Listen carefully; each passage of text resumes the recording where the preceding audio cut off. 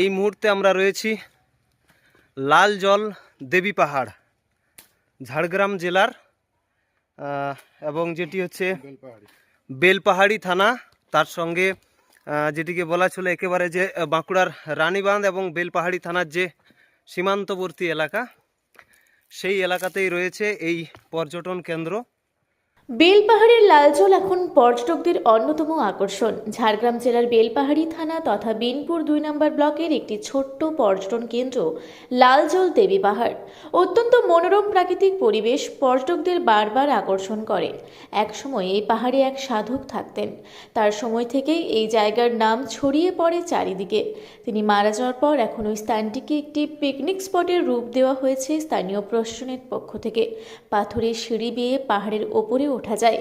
কিছুটা উঠতেই ওপরে রয়েছে মা বাসন্তী দেবী মন্দির। আরও কিছুটা খাড়া পথ পেরিয়ে উঠলে পৌঁছানো যাবে সেই সাধন গুহাতে। অত্যন্ত মনোরম প্রাকৃতিক পরিবেশ। পাহাড়ের নিচেই রয়েছে সেই সাধকের আশ্রম। তবে এখন সেই আশ্রমে সেরকম কেউ থাকেন না। একেবারে ফাঁকা, নির্জন, দুদণ্ড সময় কাটানোর জন্য উপযুক্ত জায়গা।